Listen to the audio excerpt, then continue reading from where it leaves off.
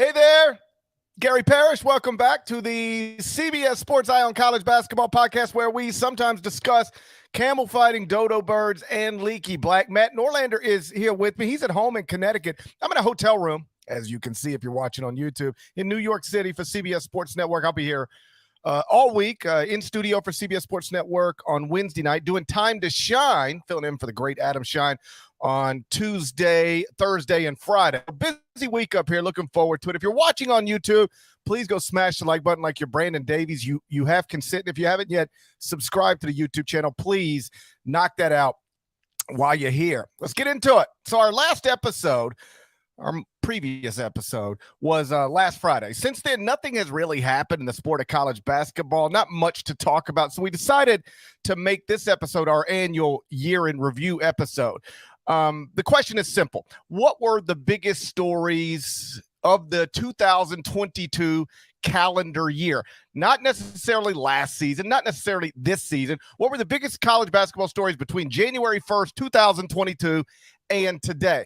I made a top 10 list. Deadleg made a top 10 list. We have not seen each other, so hopefully there's some disparity here. We're going to count down from 10 to 1, and I'm going to let Norlander start with his number 10. Deadleg, in your opinion, what was the 10th biggest story in college basketball in the year 2022?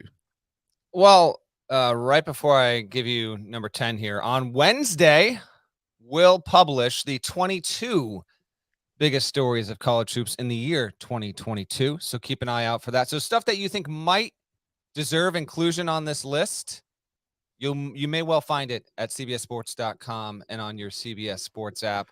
And then there's some ephemera that I want to get to at the end of the episode, just some fun stuff. And by the way, thank you to anyone who's joining us live and able to chat in real time.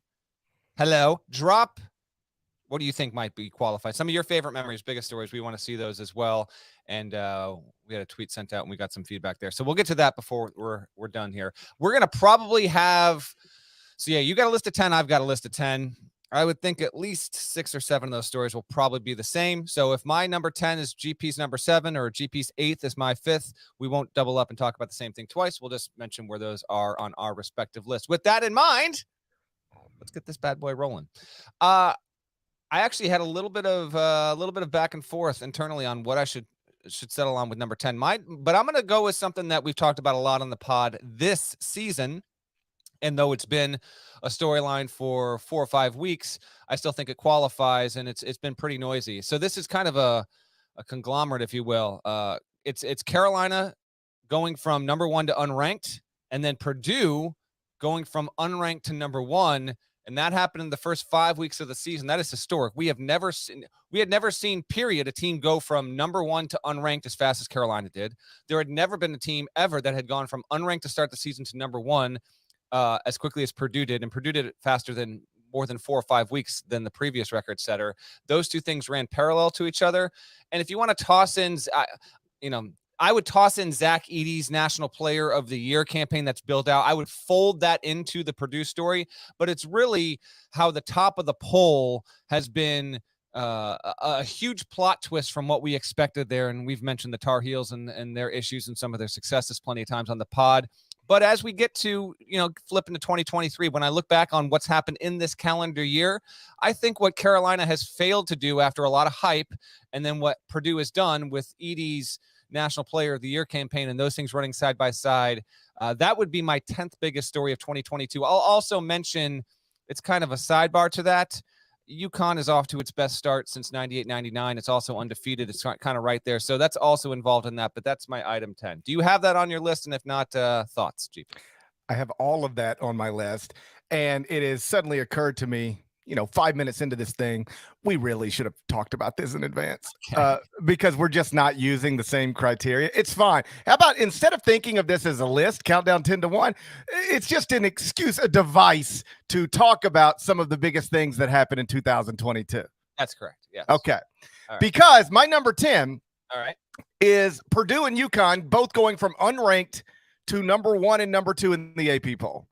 Fair. Sort of these stories of college basketball so far this season, neither was ranked in the preseason. UConn was what amounts to number 27 in the preseason AP poll. Purdue was what amounts to number 29. They are now number 1 and number 2. Purdue's 12-0 with wins over Gonzaga, Duke, West Virginia.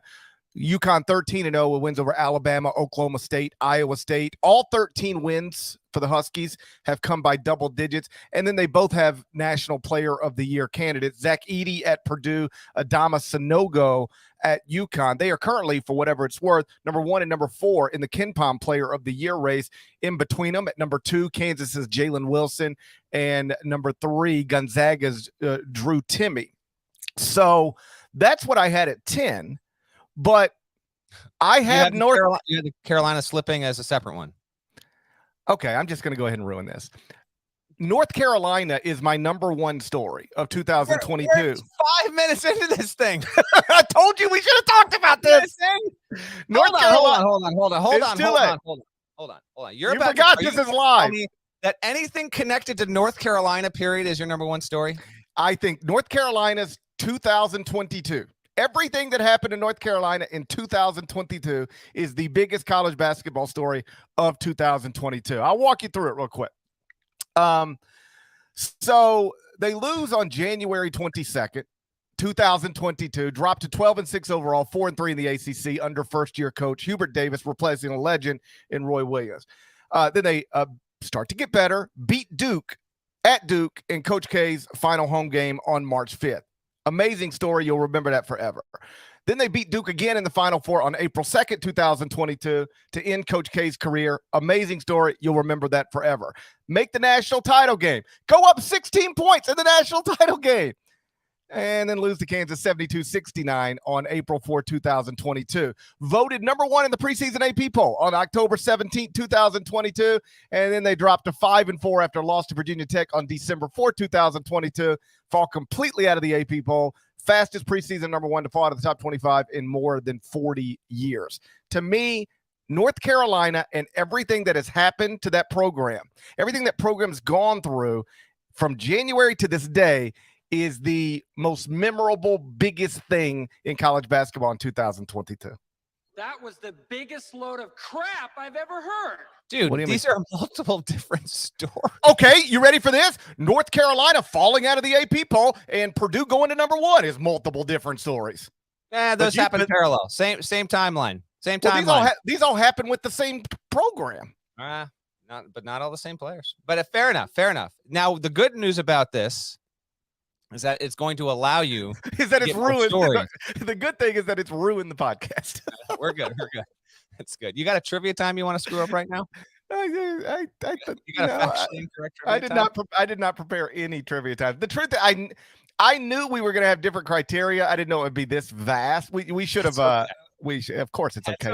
It's a stupid podcast in December. Everything's okay. Whatever. It's a fun year in review. All right. But we did kind of have a similar number 10. You had the Purdue UConn. I kind of folded UConn in. I debated whether UConn should be its own thing, but that's totally fair. All right, number 9 for me. This is more of a college football story, but it still impacts college basketball in a major way because one of the programs is obviously much more well known for its hoops prowess, and that is June 30th. News breaks. UCLA, USC leaving to go to the Big Ten. I don't know if I'll remember where I was 10 years from now, but I remember right now I was on vacation and taking my older son to his first movie-going experience ever. We were watching the movie Lightyear, and then I got a text message from an unsuspecting person saying something along the lines of, you might want to check out something with UCLA and USC going to the Big Ten. I just got told that. I was like, what?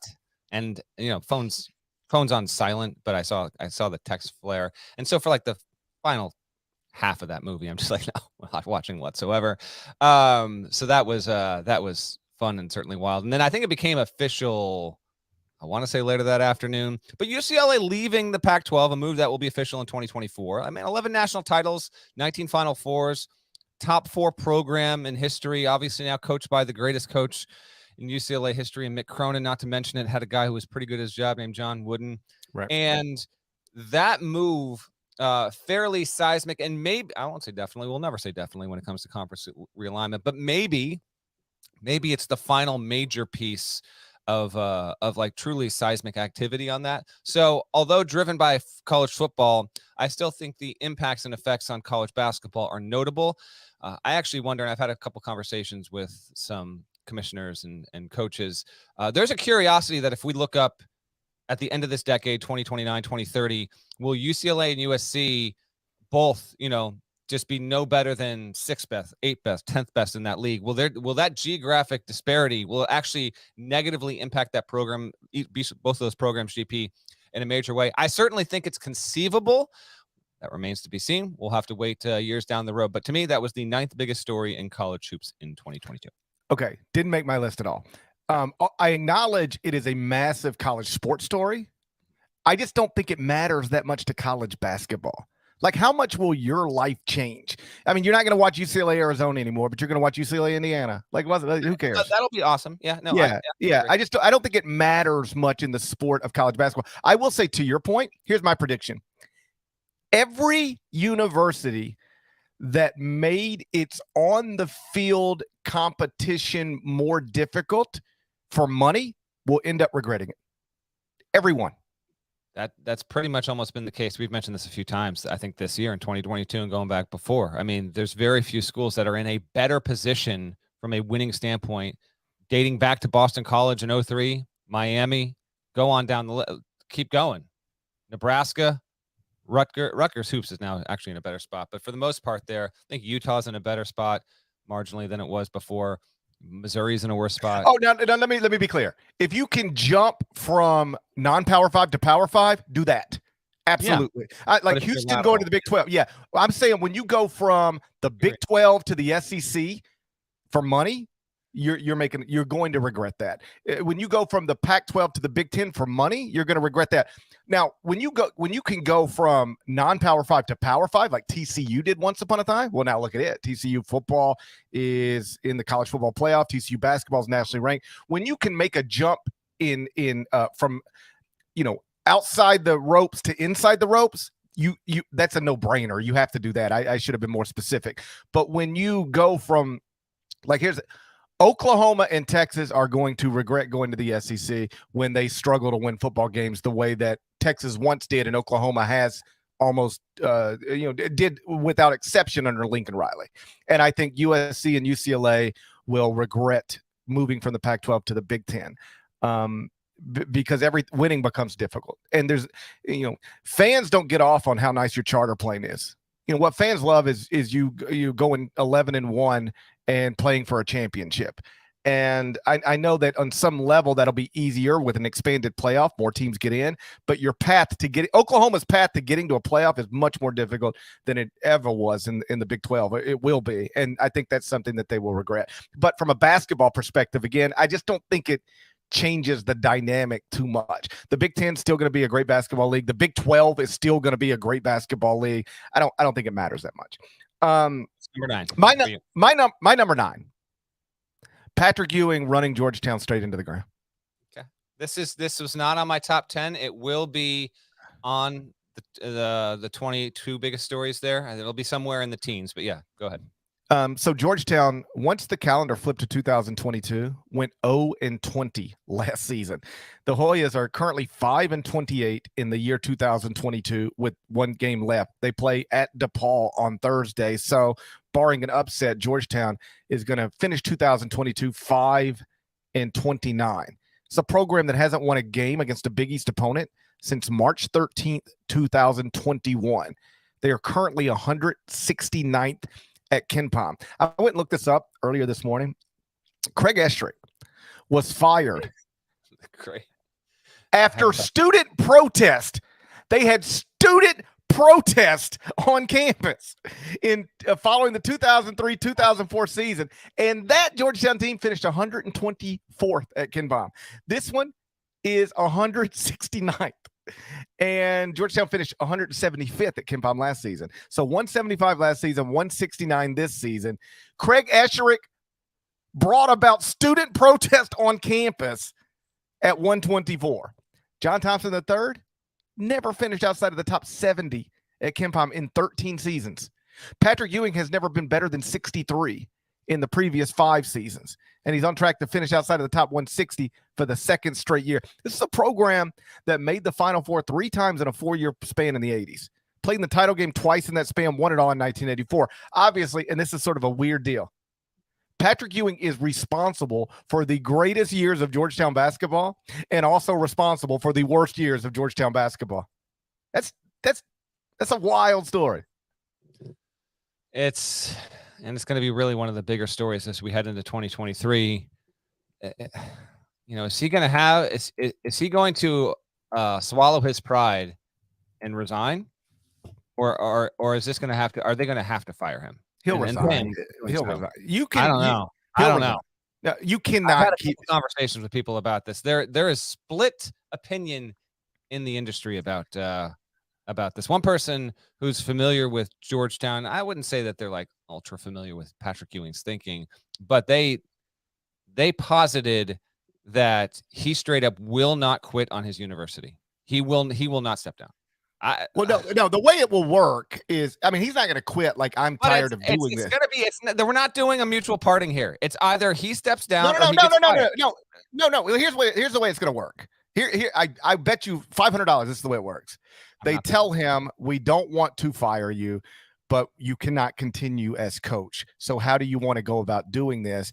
And at that point, he will be convinced to resign, and it'll obviously be resigning under pressure, but it'll technically go down as a resignation, not a firing. But that is a firing. That circumstance that you just described is a firing. Yeah, I agree with you. He will not be Georgetown's next coach next season, and it will not be because he just said, you know what, I'd rather sit on the beach all day. It will be because Georgetown decided we can't do this anymore, and that's obviously the right decision to make.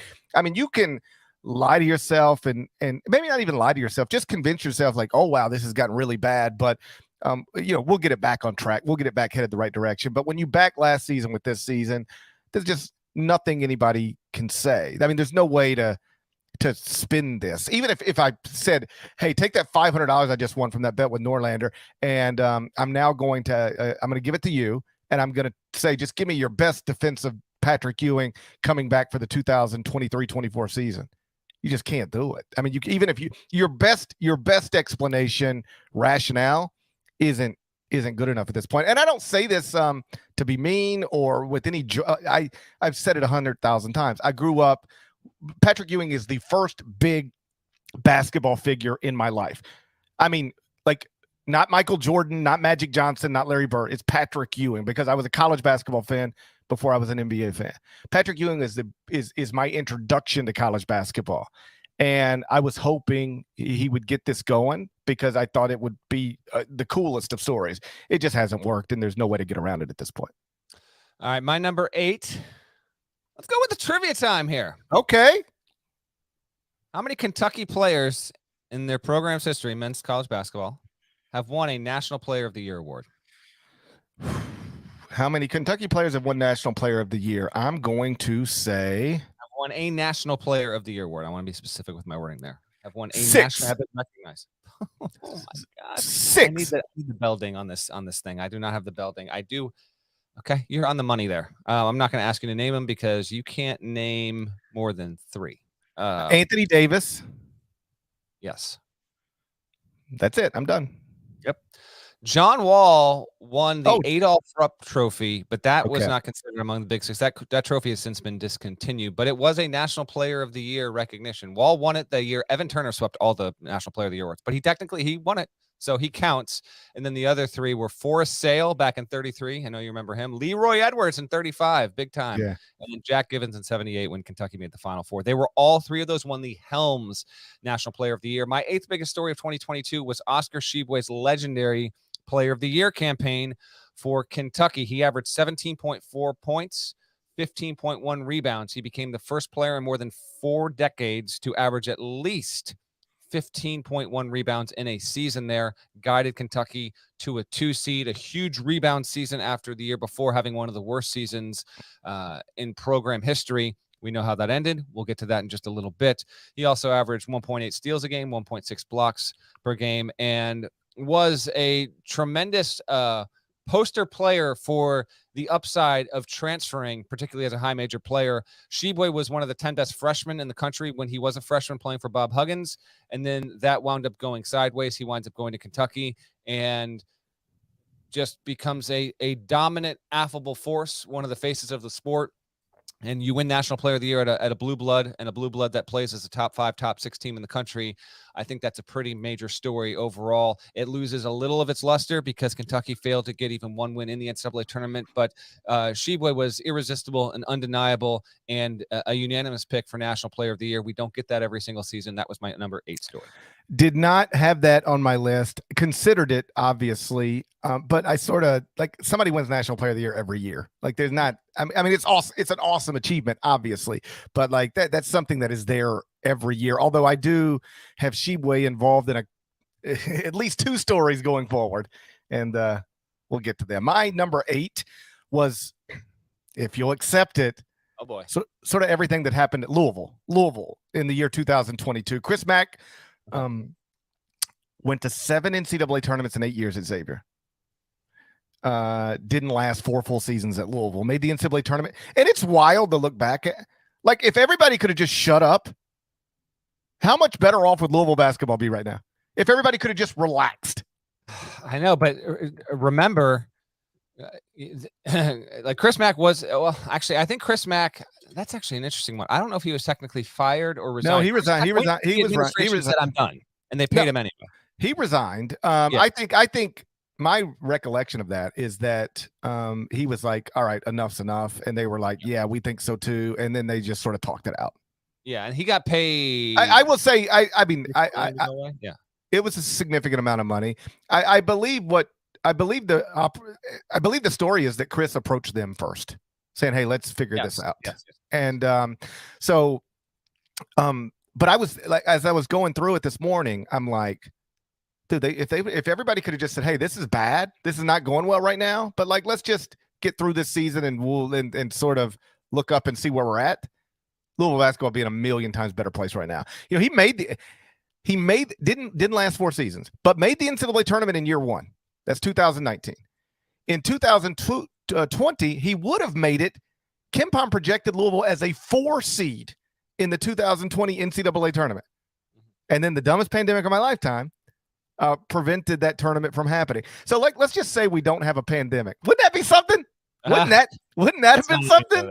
I know. As much as I'd love to. I know. Wouldn't that be something? So then Louisville goes into the tournament and as a 4 seed makes the Final Four. I mean, which is not, well, you know, that's very doable. Even say the Sweet 16. Yeah, so anyway, then coming back for the 2020-21 season, they only played 20 games. They've got COVID shutdowns for long periods of time. They finished 13-7, I believe, or like one of the first teams left out of the bracket, or maybe the first. Like barely missed it. And then the next season, 2021-22, gets off to a rough start, and Chris resigns after 14 games. They were 6-8 overall, 5-5. How about this? The Louisville coach who was 5-5 in the ACC resigned. Mm-hmm. They'd kill for 5-5 in the ACC right now. You get a bonus for going 5-5 in the ACC right now if you're the Louisville coach, because what's happened after that has been an absolute undeniable disaster. Kenny Payne is now 2-11 heading into this weekend's game at Kentucky. So that's 2-12. Louisville is currently 256th at KenPom.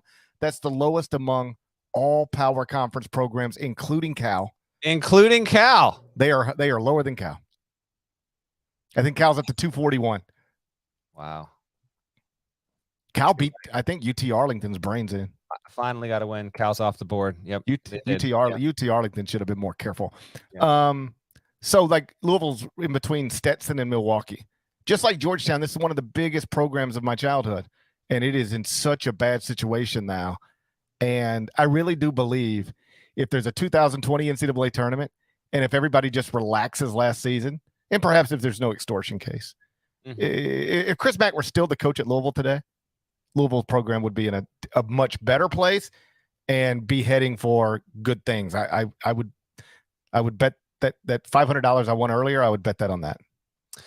All right, we're going to get to the rest of our list in just a second, but you know what we got to do first? That's right, GP, I'm taking the controls here. How about a word from our partners. Ooh. Don't stop watching Leo Messi, the man, the myth, the legend, the GOAT.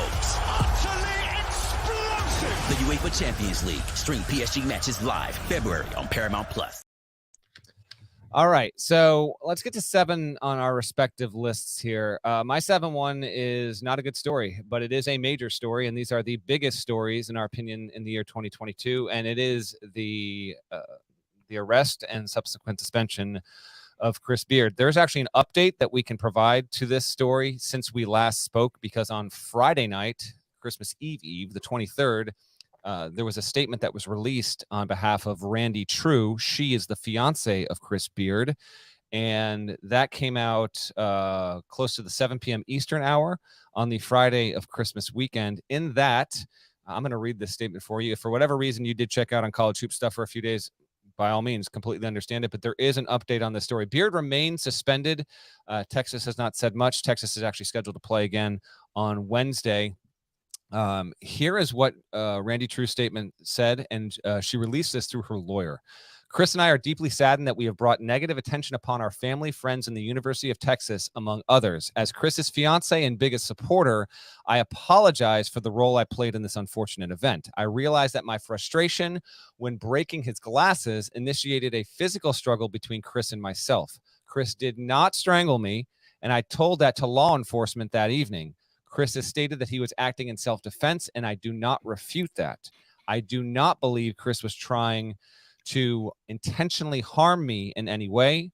It was never my intent to have him arrested or prosecuted. We appreciate everyone's support and prayers during this difficult time. This statement came approximately a week and a half after the initial arrest.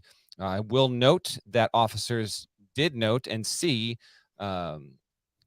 scratches and other marks of abuse on True's body the night of all of this. And so what actually is true here and what is not, as often unfortunately happens in domestic violence cases, they are extremely complicated. I will note that the night that police did show up, she did, according to the arrest affidavit, she told Austin police, quote, just did not feel safe, end quote. And that is why she called amid all of this. And the University of Texas told the Associated Press on Friday night, as it searched for a statement, it said, we are reviewing the statement from Randy True. This matter is the subject of an internal investigation, and the university does not comment on pending investigation. So we have no update on Beard's status. He remains suspended without pay. And as we noted on our episode about this, 2 weeks ago now at this point, even if True were to request the 3rd-degree felony assault charge to be dropped, that's immaterial at this point. The state can, and in many domestic violence incidents often does, still continue to try to pursue a case. Whether you actually get a conviction is an entirely different deal altogether there. Obviously it's an ugly story and a terrible one, and taking no joy in including it on a list like this, but it is a major story. This is a one of the bigger programs in college sports, bigger athletic departments. Texas operating as a top 10 team. Players have nothing to do with all this, right? They get tossed into this maelstrom, GP, and Chris Beard becoming one of the more well-known coaches in the sport over the past half decade. And then, there's video of him, in a jumpsuit and handcuffs and going before an appellate judge and all that. And so it is a major, it was unquestionably one of the 10 biggest stories in college basketball in the year 2022. Where it goes from here, we'll see. We might have another update before we even get to 2023 on the calendar. But this is a significant story, and we wait to see how it develops from here. This is actually 3rd on my list. I mean, I think it's a massive story. Yeah. I mean, this is one of I know his Division I head coaching career is short relative to, the future Hall of Famers or current Hall of Famers, but this is a guy who has developed, Chris Beard, a reputation very quickly as one of the very best coaches in the sport. He's now had, I guess technically 4 jobs at the Division I level if you count UNLV, but he never coached a game there. He's coached a game as a head coach, 3 different programs, Little Rock, Texas Tech, and Texas. And at two of those, Little Rock and Texas Tech, he's literally done unprecedented things. Think of every person who's ever coached at those schools. They never were able to do what Chris Beard did in a short amount of time. It's a special coaching talent. I've had NBA scouts tell me that when they, go around practices and just watch a person run a practice, nobody runs a better practice than Chris Beard. I've had multiple NBA people tell me that. So for him to currently be indefinitely suspended after being arrested and charged with a felony for allegedly strangling his fiance is a massive story. Like, think about if Brad Stevens would have got arrested for strangling his wife after going to back-to-back national title. Like, this is crazy. His career is very much up in the air right now. And as for what happened last Friday night, I don't want to say it was predictable, but I will say that this is the type of thing that happens all the time in these cases. If you go back and listen to the podcast we did, I tried to explain how this happens. And some people took it as twisted it and made it into something it wasn't. I was just explaining this happens all the time in these cases. You put a little distance between the incident and realize, whoa, what happened and what is happening now, and people start to have regrets and change their stories. And it's among the saddest things connected to these types of episodes, because like you have noted, the police observed injuries on this woman. This isn't a he said, she said thing as much as it's a let's just look at her. I remember dealing with a domestic violence case when I was a beat writer a long time ago. And the official story from the lawyer representing the student athlete was, this didn't really happen the way it's being reported happened. The police report says some stuff, but that's not true. And I actually knew this young woman. I was a young reporter, and I knew this woman, and I convinced her to let me come see her. Let me come see you before the bruising goes away, before the scars go away, before the scratches go away. Let me see you with my own eyes, because nobody will be able to, as long as nobody sees you, they can always say you weren't really beat up. But if I see you and I document this with my own eyes, that's a different story. She let me do it. I went and sat with her, and I saw the black eye, and I saw the scratches. And I do think it contributed to the punishment that this student athlete got, because I could say, hey, I've seen this woman with my own eyes. I know what she looks like. Somebody beat her up. And the police observed that in this incident, according to the affidavit. And so, like you've noted from your reporting, just because she now says, I didn't want Chris to be arrested or prosecuted, doesn't mean that he will not be prosecuted. Doesn't mean that he won't face these charges. And I do think a little bit of this is probably semantics. Like she in her statement says, I never told police Chris strangled me. Well, what she did say, according to the affidavit, is he choked me. So are we arguing the difference between strangled and choke? That's what it looks like to me. And I don't doubt that she's telling the truth when she describes herself as the initiator of the quote struggle. But as I said on a previous podcast, if my wife takes my glasses and snaps them right in front of me, if I respond the way Chris allegedly responded, I will go to jail. It won't be my wife. It will be me. How about this? I have a dog who actually chews up remote controls and glasses and Nintendo Switch controllers. If he does that and then I react in a violent way toward my dog, that might get me a charge. Just because somebody does, particularly a woman, does something to you doesn't mean you can respond physically. I thought we all understood that, but maybe not.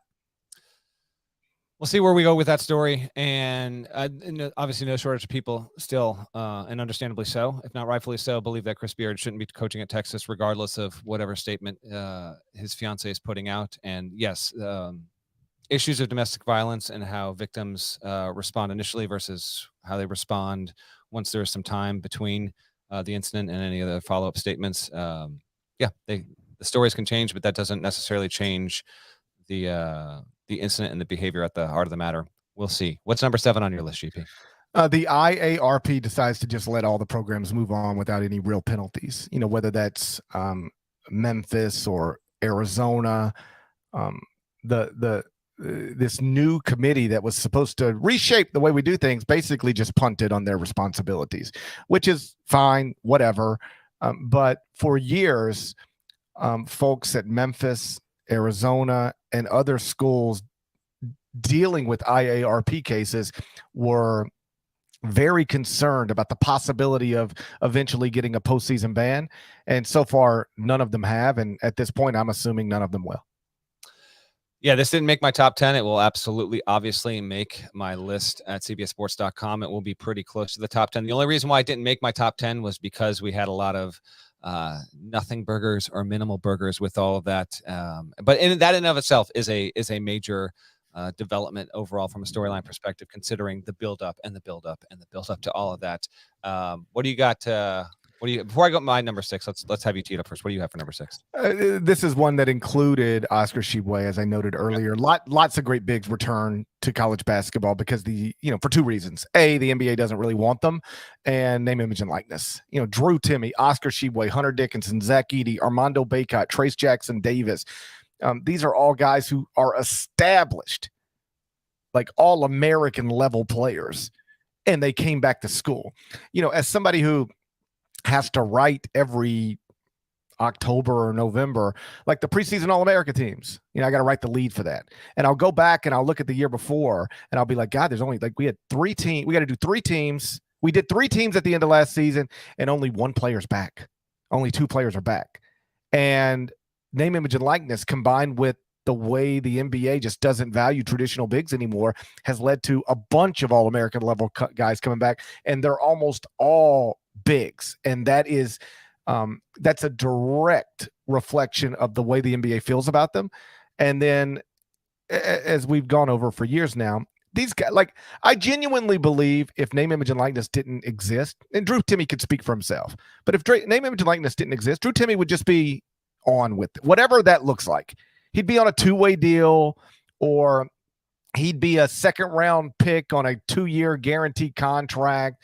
He'd just be out of college because at some point it's like, listen, I'm going to have to play my way into the NBA. They ain't going to draft me to be there. I'm going to have to play my way in. So I might as well get on with it.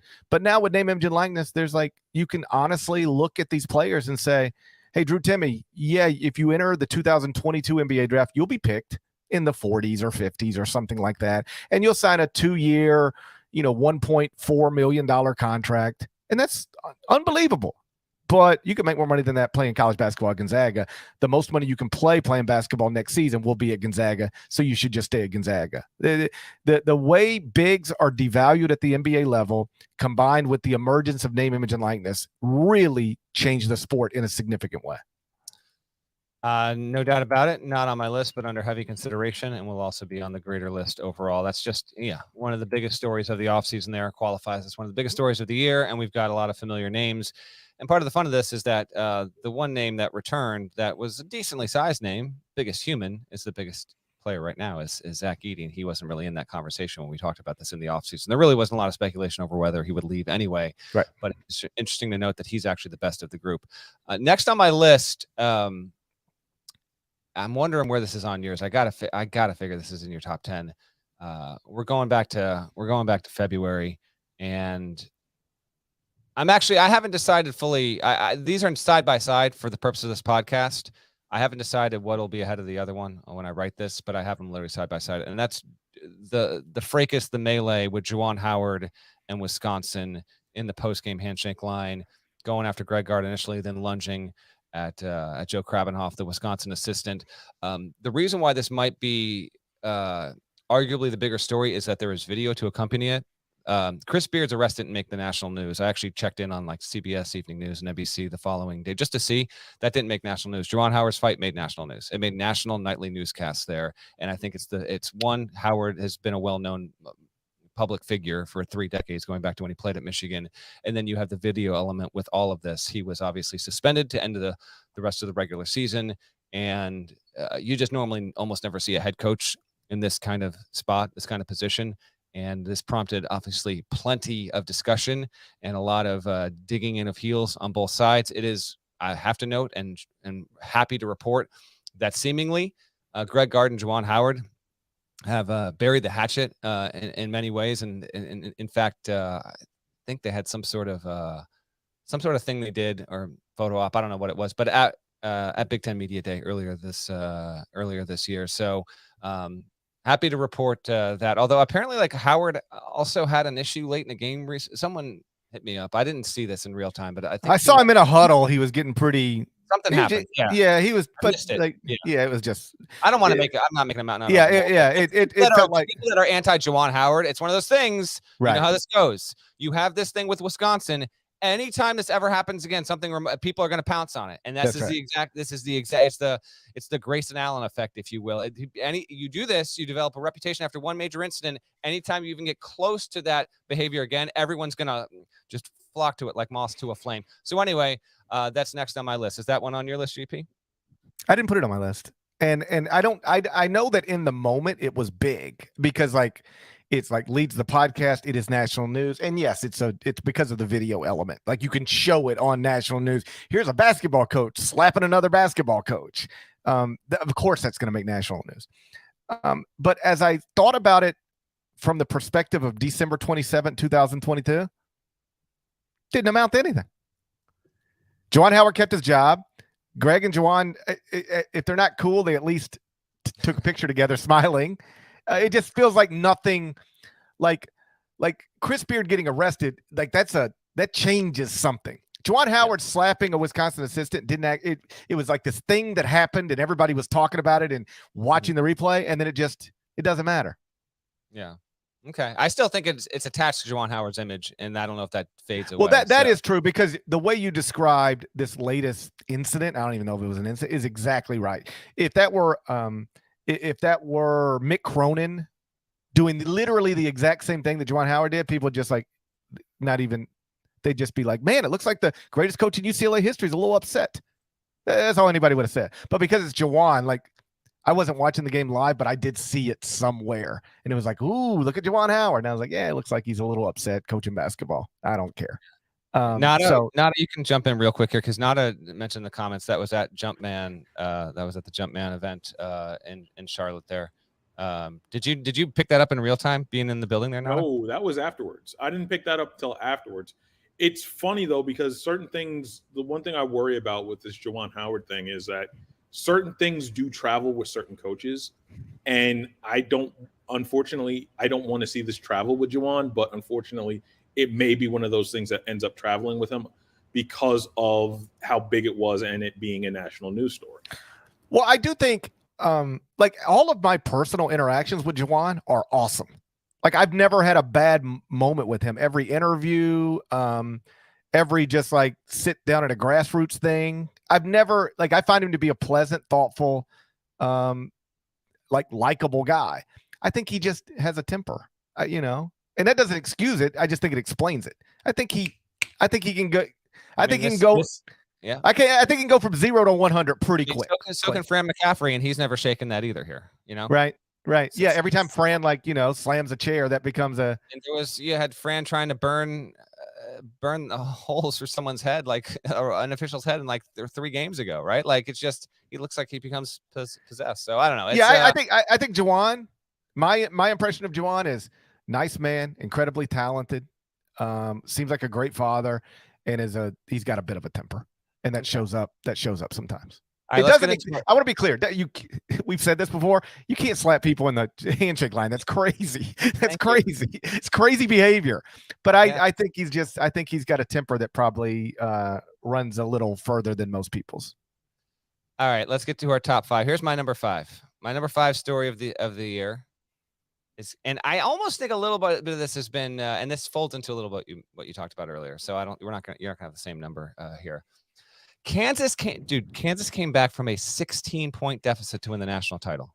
Okay. It was the biggest deficit ever overcome in a national championship game. I almost feel like that factoid gets lost a little bit, which is all the more surprising considering it was Kansas versus Carolina, 2 programs who have so many interlinking connections between coaches over the decades. Really, the threads that tie those 2 universities together is actually pretty fascinating from a basketball standpoint. But yeah, UNC led 38-22 with 2:23 left in the first half and left 40-25 at halftime. Kansas comes back, wins it. Jalen Wilson, Dave McCormick each had 15 points. Remy Martin had 14. Christian Brown and Abaji had 12. Remember, Abaji won most outstanding player. All due respect, I loved Abaji is really one of my more favorite interviews in college hoops in the past 4 or 5 years. That was McCormick's award. Like, Abaji had no business winning the MOP. That is McCormick's award. He was the most outstanding player over those 2 games down in New Orleans. Kansas's largest lead in the game was 7-0 to start it out. They got out to a hot start, and then Carolina roared back and outscored KU 40-18 for the rest of the first half there. So KU winning the title. Mark Emmert, Kansas City Jayhawks. Bill Self getting his second and doing it in literally historic fashion. To me, that's the 5th biggest story of 2022. I remember some Kansas fans thinking Mark did that on purpose to like mess up the moment. No shot. Nobody wants to look stupid on purpose. And he looked ridiculous. So that's his last actually one, by the way, because the new guy, Charlie Baker, I think maybe I'm wrong. Actually, maybe Emmert's on stage in Houston. I thought Baker was going to start before the Final Four happens, but I don't have that in front of me. But that might be Emmert's final trophy handing situation in men's basketball, Kansas State Jayhawks. That's number 4 on my list. I sort of packaged it in this way. Bill Self wins 2nd national title at Kansas with an NCAA cloud over the program. The details are, as you noted, come from 16 down to beat North Carolina in the title game. So Bill now has 2 national championships and 16 Big 12 titles in 19 seasons. Never finished worse than 3rd in the Big 12. Just allow me to go through the resume for a second. He was in the Big 10 for 3 seasons at Illinois, shared 2 league titles, and finished 2nd the other year. It's outrageous. Just, hey, you're going to randomly coach a Big 10 program for a 3-year period. Okay, cool. I'll finish first, and 2nd. What? Then he leaves Bruce Weber with Darren Williams, D. Brown, Roger Powell, and Luther Head.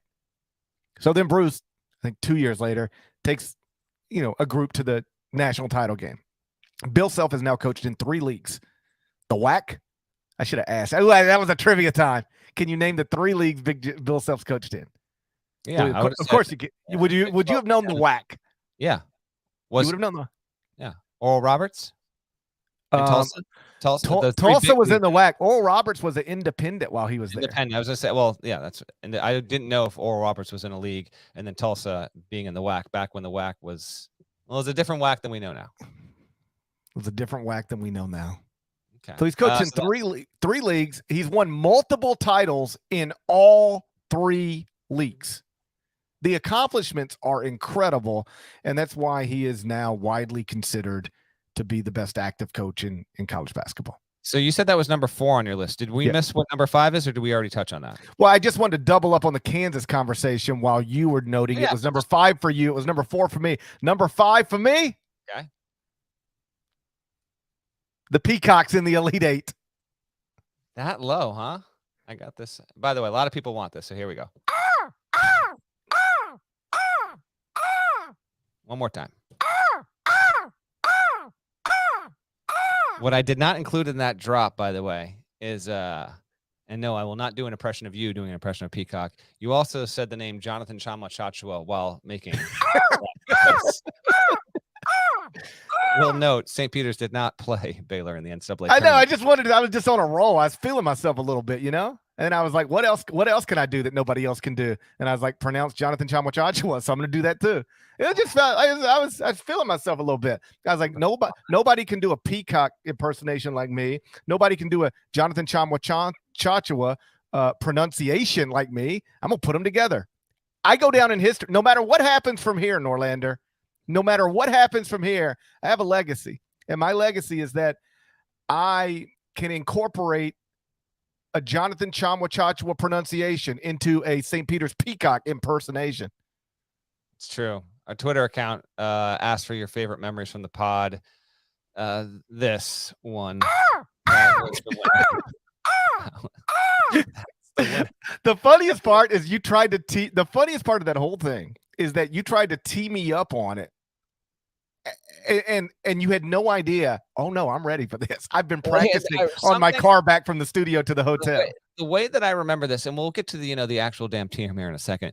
The way I remember it, first of all, I was practically dying. I had no voice, and like I had traveled work all day, like all of it. The Wi-Fi, remember I had the terrible Wi-Fi, but St. Peter's wins, and then I think someone tweeted at us or tweeted at me. I must have been at us because you saw it. Like you had to have seen the tweet and said, you need to get Parrish to do a peacock impression on this podcast. And I thought, it's late. He's coming from the studio. I'm going to try it, but maybe it'll be something. Lo and behold, you spent the entire Uber ride home from the studio to your hotel YouTubing and perfecting and that's really the audio that we'll never have that I really want is you in the back of an Uber quietly trying to just get this out and not affect the driver. That's what I wish. That's what I wish we had. I saw the same tweet you did, and I was like, I got 7 minutes in this car. I'm gonna work on this. I'm gonna see if I can perfect this. I'm like, some people have referred to me as college basketball's Chloe Feynman. That's the way some people refer to me. I feel like only you are referring to yourself as college basketball's Chloe Feynman. To date, I'm the only person who's ever called me that. Okay. But I feel like now it's gonna catch on. You got this at 5. I've got this at 2. To me, the St. Peter's Elite 8 run amounts to a top 3 memorable maybe the number 1 Cinderella run ever. Although if you like Butler making back-to-back title games when Butler was in the horizon, that's number 1 to me. 2 years, over 2 years, same coach, largely the same players. That's the best.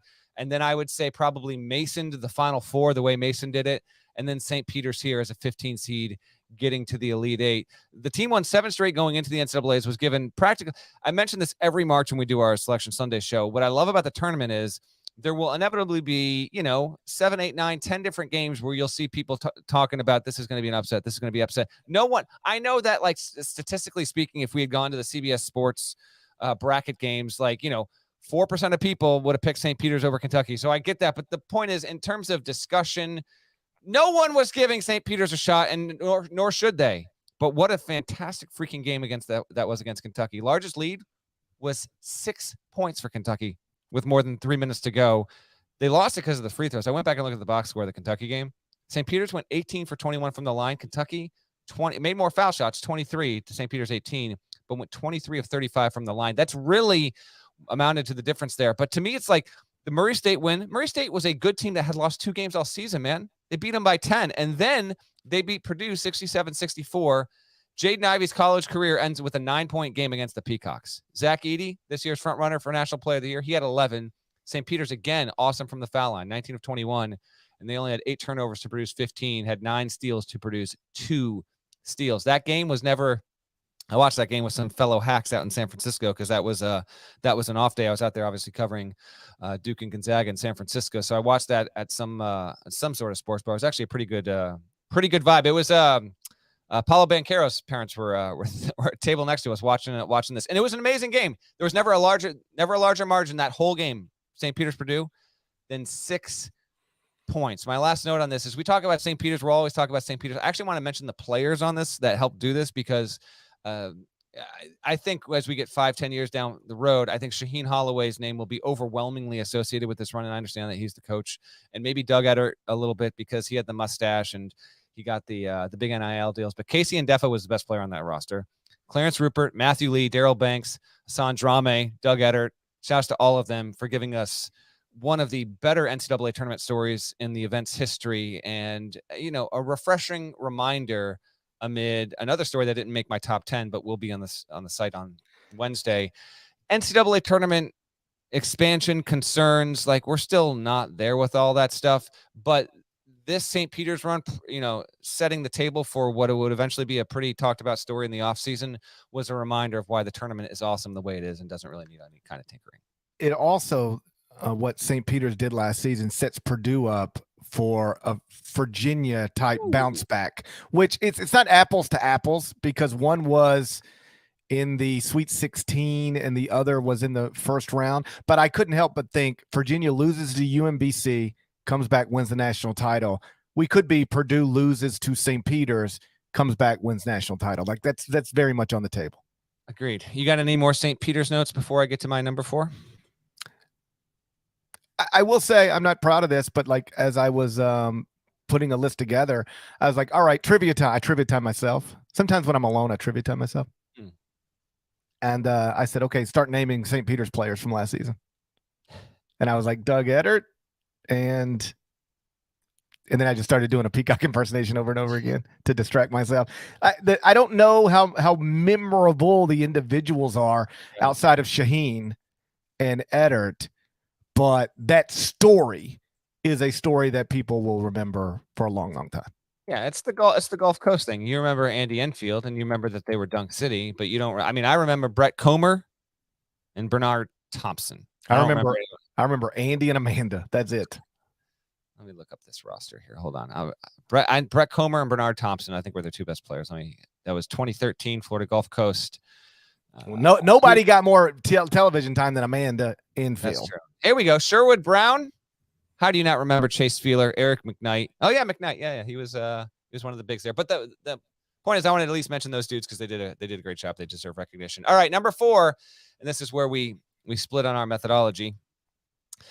I'm going Carolina over Duke at Cameron to wrap Coach K's final game in that hallowed house. It was Krzyzewski's. It was his day. It was his week.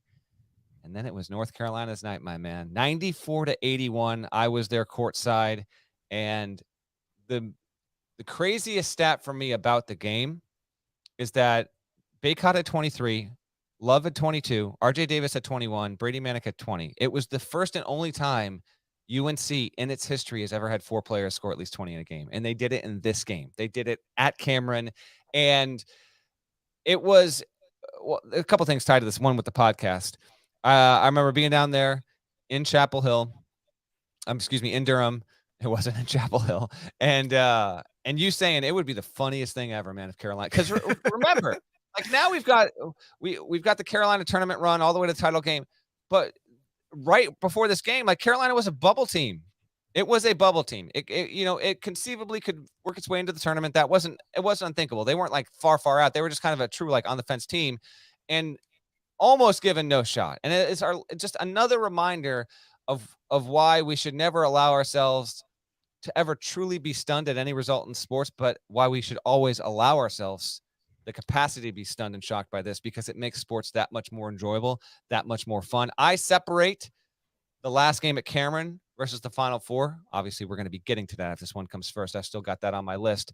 But one of my favorite, more memorable all-time assignments as a sports writer, going down there and getting down there a few days early, kind of just being around Durham, getting to talk to Duke's players. They seemed relatively non-stressed with all this stuff, but there was obviously a certain level amount of that. And actually, I heard Banchero, he went on JJ Redick's podcast recently and was talking about how he had never felt as terrible as he did after that game, and like before Krzyzewski walked into the locker room after they had lost, because Duke had the lead early, and then Carolina it's the way they did it, GP. It's not even like Carolina did it the way they did in the Final Four. 94-81. It was get the hell out of here. There's 95 Krzyzewski alumni sitting right there, looking like an ersatz Duke student section, right? They're all wearing the same stuff, and they're all standing up and just deflated slowly but surely. And just to see like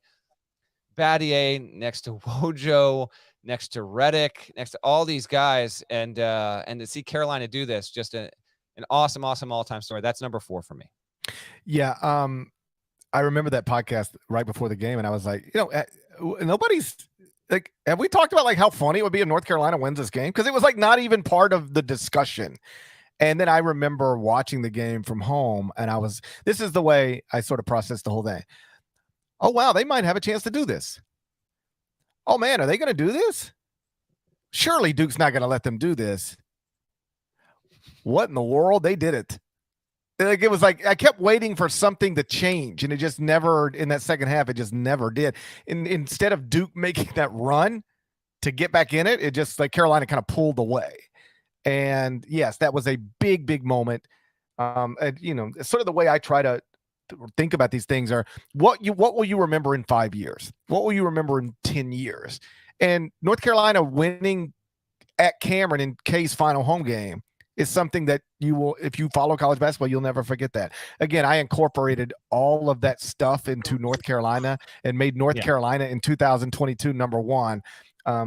You broke it up into like 7 different stories. So, but whatever, it's fine. Okay, so where are we at? Number 4? My number 4 was Bill Self. My number 3 was Chris Beard getting arrested. We've been over that. So I'm up to number 2. Do your number 3. I think my 3 is going to be your 2 then. Jay Wright retires out of nowhere in April. That's my number 2. Yeah. Jay Wright, 642 and 482 all-time record. This was one where I don't know if I've mentioned this on the podcast. I got tipped off to this early that afternoon, and my initial tip on it was that it's going to happen, and it'll probably happen early next week. So I want to say this happened on a Wednesday that the news broke, I think. And the initial thought was, by this time next week, maybe Monday, Tuesday, Wednesday, like this could happen. And then what I think happened was that it started to really percolate behind the scenes. And I talked to Jay about this. I didn't mention this on the pod. I think we were going to get to it when he came on the pod, and maybe we'll get to it the next time he's on. But he knew, because he did not want to announce this. It was the day before the team banquet, like the end of the season banquet. He did not want to tell his team before the banquet. He wanted to tell them after. He wanted to wait. But it was reaching a point where someone clearly got back to Jay Wright and was like, this is not going to last another 24 hours. You need to do something. So he winds up calling an emergency team meeting that night at 8:00 and then informs his team, because his assistants knew at that point and not many other people knew. And so, out of nowhere, a bolt from the blue. We're talking about a coach who was expected to be as prominent of a face in college basketball and in coaching circles as there was on the heels of Mike Krzyzewski retiring. Lo and behold, the 2022 Final Four winds up having 2 coaches that would lose in that Final Four on the same night and never coach again. Mike Krzyzewski and Jay Wright. And I remember Jay Wright also telling me he thought that someone asked him something at the final. Remind me to ask him this again when he came. I know the story. I know the story. He thought he was caught dead to rights. He's like, I know the story. Okay. Dane O'Neal asked Jay, like, can you imagine what it would be like to be Mike Krzyzewski right now, knowing you're on the verge of coaching your final game? And he answered it the way he answered it. And then as Jay tells the story, he then walks off the stage and, like, you're behind some curtains, and his wife was there. And he was like, she knows. Because Jay said at that point, at the Final Four, he already knew it was his last. He was done. And he was like, Dana knows. And then he saw Dana, and she was like, hey, Jay, whatever. And it was very normal. And he was like, oh, she doesn't know. But there was a moment where he was like, I think I'm busted, that question. And that's just like when you're in your head a little bit. That's all that was.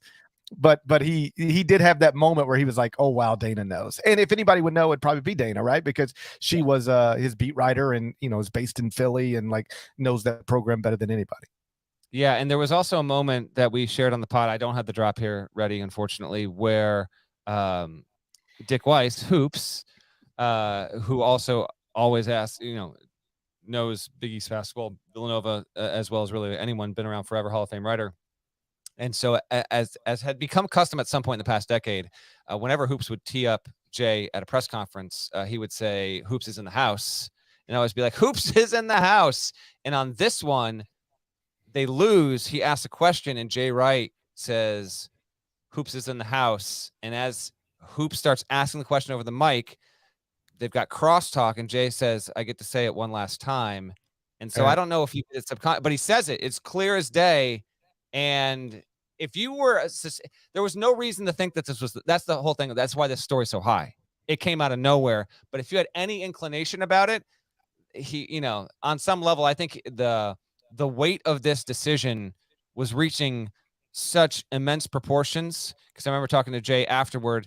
I think Villanova was like, hey, Jay, listen, if you want, because it's Jay Wright, they don't want him to leave. They understand if he wants to leave, but they do not want him to leave. They're like, if you want to wait until like June, July to get this done, like we want to wait. And Jay's like, I can't do this anymore. Like we have to do this. I cannot go out of April and not make this announcement there. So yeah, man, 34 wins in the NCAA tournament, 2 national titles, 8 Big East regular season title, 5 Big East tournament titles, 3 National Coach of the Year awards, the 2010 AP Coach of the Decade, and rightfully so.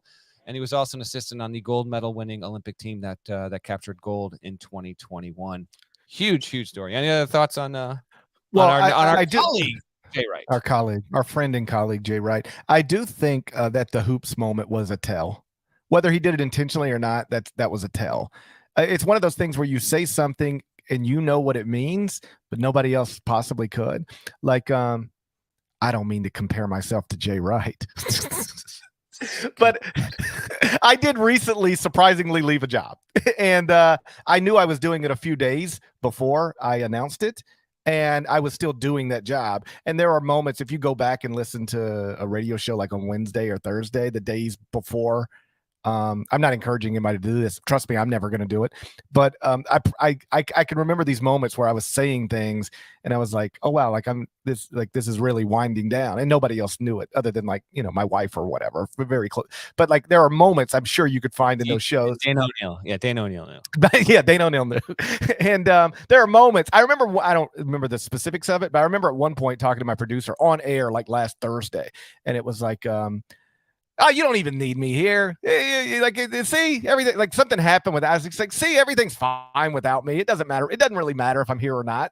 And if you don't, you just think that's me talking if you just listen if you don't know any better. But if you know I'm really about to not be here, for people who don't know, I left my radio show. I'm going to be doing something different going forward. But that was I thought about that. I thought about Jay when I did that, because I felt like that was similar to that Hoops Weiss moment, just on a much lower, unimportant level. With Jay, the thing that makes it so high on my list is this is one of the all-time greats. He's one of the all-time great coaches who retired at 60. Just turned 61, by the way, on Christmas Eve. Happy birthday, Jay. He's and it wasn't like the program had slipped in any way whatsoever. He had made 9 straight NCAA tournaments, won championships in 16 and 18, made the Final Four last season, had a top 20 team, maybe top 15 team, maybe top 10 team coming back. Like, this wasn't like, it might be time to go. This was like, I feel like I just don't want to do this anymore. I don't want to speak for Jay, but I mean, you talk about walking away when you are still operating at the tip top of the sport. That's what he did. Not many coaches do this, but that is what Jay did. I got the clip here. Now I'm going to play this. It's on Twitter. Now, I hope this works flawlessly. Be warned, because I hope it doesn't. No, okay. Well, no, the point is that there was another clip of you that I tried to pull from Twitter for the audio board here, and the audio was jumbled. So Twitter's like a house of cards right now. It's falling apart. So let's see if this plays. It's 8 seconds long. Let's see if this works correctly. Let's go down front to Hoops. Jay, how are you? Hoops is in the house. Get to say it one last David time. McCormick tonight. Boom. And if you look at his face there, he looks dejected as all hell. Like, proud of the moment. He didn't think they were making the Final Four. They get there, and there you go, lo and behold. Okay, so we already know your one. We've got to get to my one, which means the only thing left is your number 2, right? What's number 2? Or was Jay Wright your number 2? Jay Wright was number 2. My list is done. You're done. You're done. What am I? Skating on the weekends, skiing on the weekdays, snow. Who's that? What is going on? Why is my Apple Watch giving me skiing suggestions? First of all, I need that. Bon appetit, try a bit of this trifle. What is going on? Sit down. Do a puzzle. Wrap up. Gifting bustle. Sit down. Eat a truffle. Warm up. Winter hustle. It's like a rap song. What are they doing? Is it transcribing lyrics from whatever song you might have been listening to this morning? Why is my Apple Watch rapping to me? It's like I've got Megan Thee Stallion on my wrist. What if I had Megan Thee Stallion on my wrist? Wouldn't that be something? You wouldn't be doing this podcast if you had Megan Thee Stallion on your wrist. We all know what would happen. I would do this podcast with Megan Thee Stallion on my wrist. We gotta keep an eye out for that Tory Lanez fella. He's dangerous. Honestly, what the hell is that? I don't know. That's never happened before. Oh, I'll tell you what. Yes, every once in a while my Apple Watch will start talking to me. the funniest one. This isn't funny. I'm not trying to make light of anything. Just how sometimes when you're on a golf course, you will say things that you would never say in a normal setting. You just out of frustration, you just say these things. Justin Thomas knows what I'm talking about. So I miss like a 4 foot putt, like an important putt. And I pick my ball up and I'm walking back to the cart and I just sort of mumble to myself. I go, I'm going to kill myself. And my Apple Watch said, if you need to talk to someone, please call 1-800 blah, blah, blah, blah, blah. And I was like, shut up, Apple Watch. I'm not really going to end things over a 5 foot putt. But that was like, that Apple Watch is wild, man. Mind of its own. It's another contributor to the podcast.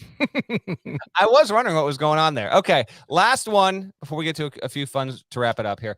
I do have Carolina beating Duke in the Final Four to end Mike Krzyzewski's career as the number one story. I consider that a related but separate deal. The Cameron game and the Final Four game are just about a month apart there. It goes down to me as probably the most consequential Final Four game in history. These teams had never met in the tournament. They meet in the Final Four. They meet in the tournament for the first time, and it's on a Final Four stage. Largest lead in the game was 7. Constant tension. Caleb Love, he's almost absolved for. I understand Carolina fans right in here and now. They're like, oh my gosh, here we go again.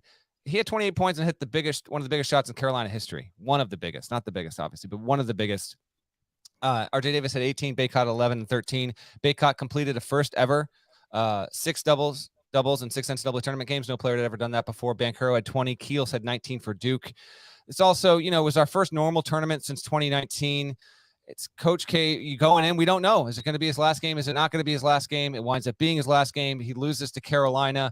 This is the ultimate trump card in that rivalry forever.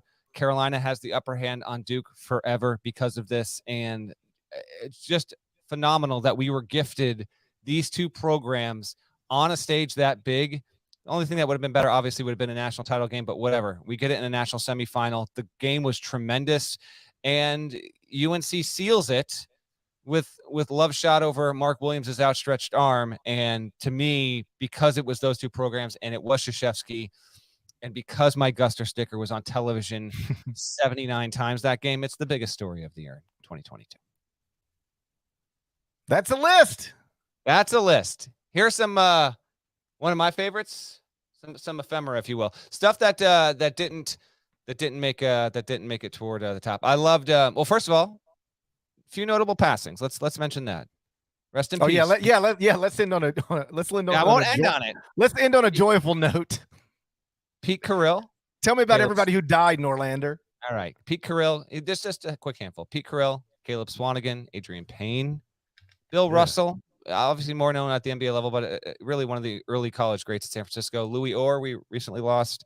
Joby Hall died in January of this year. So a few college basketball notables. This is going to be like the Oscars where you forget somebody and there's going to be protest about it. You're going to have to subsequently apologize. No protests. If I missed anyone, I'm going to rely on your Apple Watch to. If they protest Craig Esherick, you don't think they'll protest you? No, I don't have that Esherick mustache. No chance. One of my favorite stories I did, not that I took joy in it, but I was very proud of getting to get to tell the story, was all the players from Ukraine who were dealing with a lot back in February and March as they were going about living in this country and having family members go through a ton. And some of them obviously still are. Some of those players, by the way, I did do follow-ups just kind of informally over the summer. And some of those players actually had family that got out and are more than safe and more than okay, which is wonderful to hear. A couple other ones. Johnny Davis, Keegan Murray, going from breakout candidates to top 10 picks and first-team All-Americans.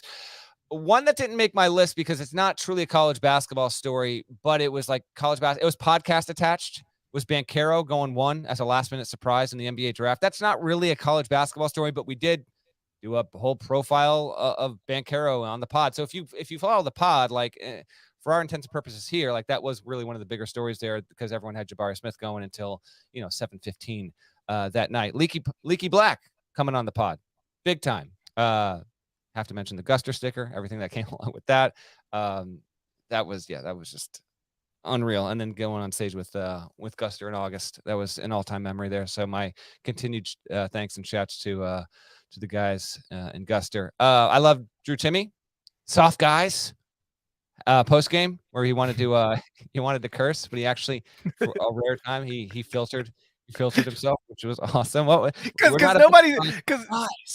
nobody's ever said soft guys before. That's that's not an expression. We're not a bunch of soft guys. I think he was trying to quote himself about what he said in the locker room. And that's not what he said, but whatever. Maui, going back to Maui. I loved that. Final Four. We're going to Vegas in a few years. That got announced this year. That's a good thing. Miller Brothers get back into coaching. Sean's doing a good job at Xavier. Archie's kind of going through it right now at Rhode Island.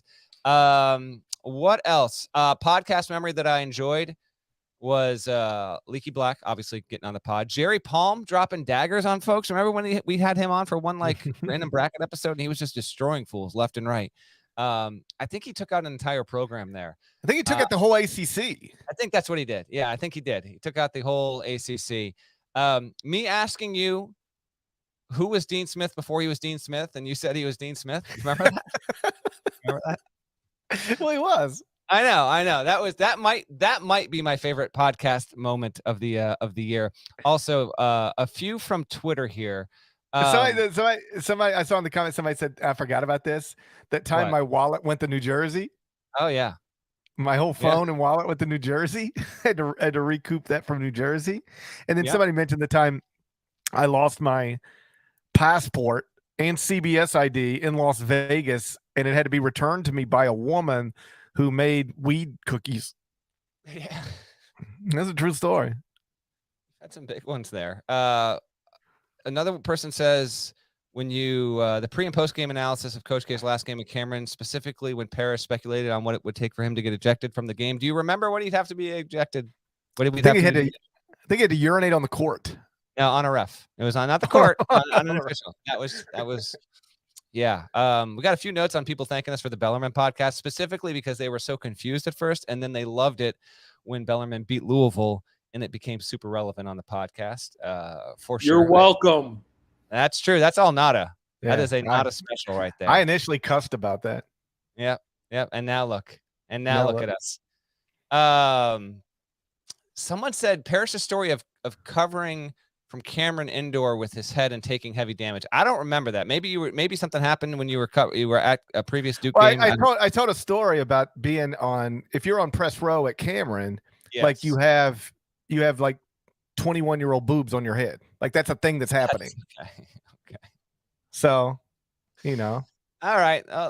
It's creepy if you turn around and look at them. You can't do that. But if you can just focus on the court, you have like right there. Yeah, that's true. If there are more, by the way, and you're watching this, leave them in the comments after the video post. Leave them in the comments below or find us and do follow the podcast. And then one of my more favorite ones that I'm going to keep on the board here. Where is this one here? This one right here. I like this one. It's nice and short, but top 5 podcast moment for me this year. I'm a Sun Devil. Look at me. I'm a Sun Devil. I'm a Sun Devil. Look at me. I'm a Sun Devil. I like that more than the Peacock one personally. So that was a highlight for me. That's pretty much all I got. Goofy. Well, a trip down memory lane. Glad we did that.